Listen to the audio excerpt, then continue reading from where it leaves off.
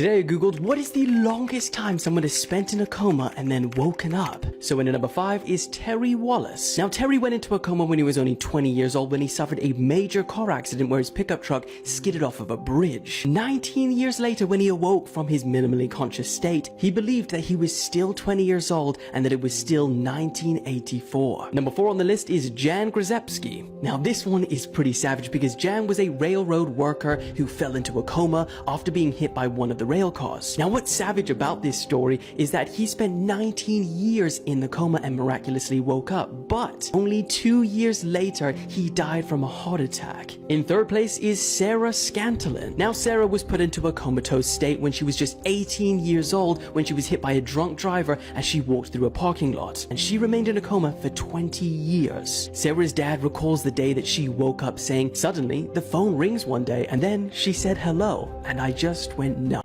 Number 2 on the list is Rom Hubin. Now Rom's experience is probably the most terrifying thing that could happen to a person because unlike all the others on the list, for 23 years the doctors didn't realize that his brain was actually active, meaning that for 23 years he saw his doctors and nurses as they visited him during their daily rounds. He listened to the conversations of his carers. He heard his mother deliver the news to him that his father had died, but he could do nothing. He was unable to communicate with his doctors or his family. He could not move his head. He couldn't cry. He could only listen. Once they discovered that his brain was actually active, a scientist developed a special technology that now enables him to communicate with the world. So in number 1, and the longest time someone has spent in a coma and then woken up, goes to Annie Shapiro. Now Annie went into a coma at age 50 for nearly 30 years and then suddenly woke again at age 79. When she woke, she was devastated by her appearance and the way that the world had changed. She said, "When I went to sleep, I was a darn good looking woman, but now in the mirror all I see is an old lady with bags around her eyes, wrinkles and gray hair." She couldn't believe that her husband Martin was an 81-year-old man and that her teenage son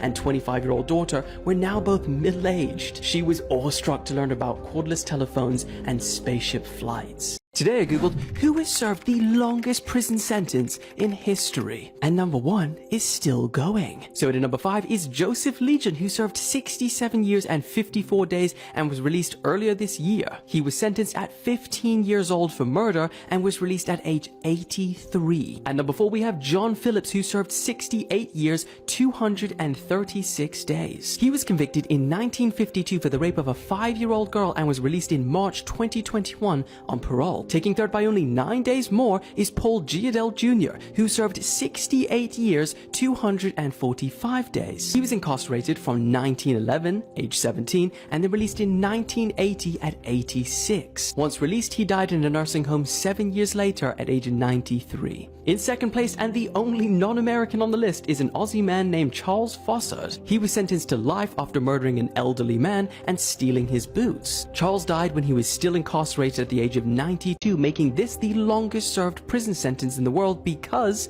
number 1 is still going. And in at that number 1 spot is Francis Clifford Smith. He served currently 72 years and 90 something days, and I know the chart says 71, but it's old. He was sentenced to death for the murder of a night watchman during a robbery at a yacht club. His sentence was changed to life in prison in 1954, only 2 hours before his scheduled execution. Today I googled which month produces the sexiest people. So scientific research group called From Mars has revealed the months of the year which produce the sexiest people, and its rankings are based on 500 of the world's sexiest celebrities. So let's start with the months that produce the least amount of sexy people, shall we? In 7th place is October. In 8th place is November, 9th is January, 10th is May, 11th is July, and in at last place, in 12th, is June. And now for the winners. In at number 6th is March, 5th is September, 4th is December, 3rd, and my birth month, is February, and 2nd, August, and the winner, actually by a large margin, is April. So the question is this list correct? Here are some facts that you probably didn't know that one day could save your life. Part 4. If you ever need to escape a moving car, do not jump out. Put one foot down and take a step. This will significantly reduce your speed and you'll have a much greater chance of surviving the fall. If you can't do a pull-up, you probably won't have the strength to pull yourself up off of a ledge. Wolves will only attack you if they can intimidate you into running away from them. Standing your ground against a wolf pack will be terrifying, but eventually, they'll leave you alone. If you ever get carjacked and they tell you to drive, crash the car into a nearby road or intersection. Most likely they won't be wearing their seatbelt, so when you crash the car, they'll get injured and you can take this chance to get out of the car and run like hell. If a service dog ever approaches you without its owner, follow them and do it quickly, because you could potentially save someone else's life.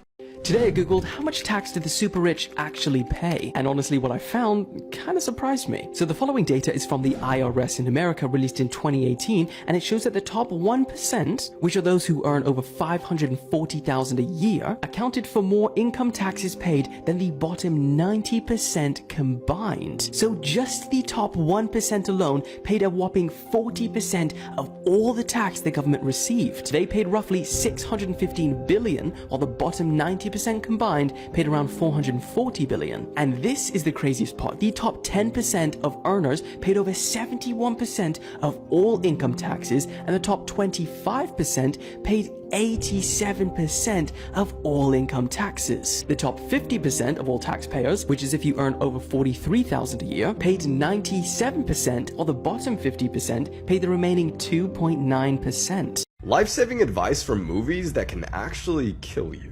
So, according to Hollywood, if someone is passed out with no pulse, you should straddle them, give them mouth to mouth, and beat on their chest like a goddamn gorilla until eventually they come back to life and everything is completely normal. Now, I'm not saying CPR doesn't work, but it only works like 2 to 4% of the time, and when properly performed, you usually end up cracking the person's ribcage.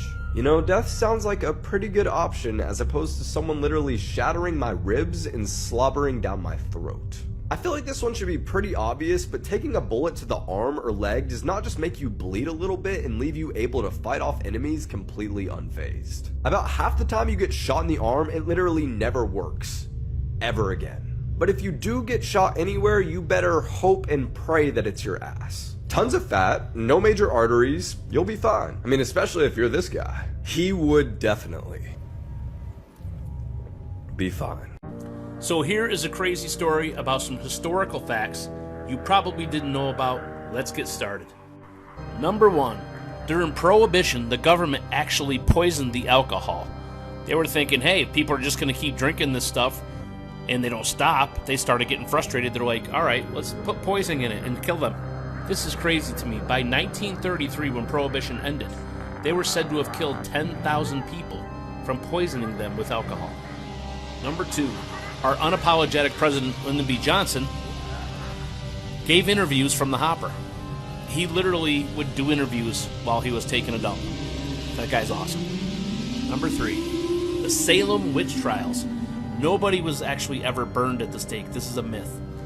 Over 200 people were actually convicted, but they were jailed. Some were hanged, and actually one was pressed to death, which I did another video prior to this one.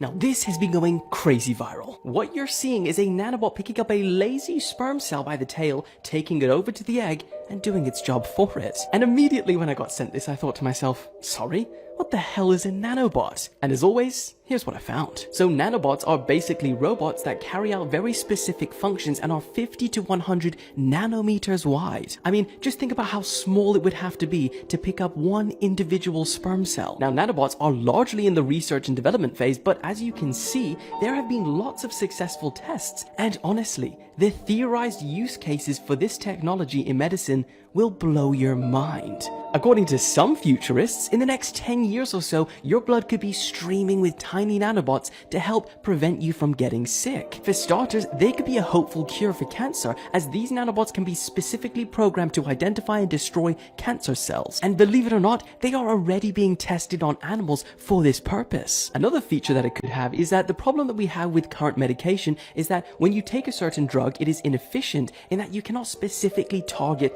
and, more importantly, isolate the drug to the problem region. This is why there is always side effects with most medication. But with nanobot technology, they can be injected into the bloodstream and can deliver drugs with a high degree of accuracy, thus minimizing these side effects. Think about chemotherapy, for example. University scientists also believe that nanobots could one day be used to reduce plaque in veins and solve dietary issues. And theoretically, nanobots could be used one day to constantly monitor our bodies for ailments and other symptoms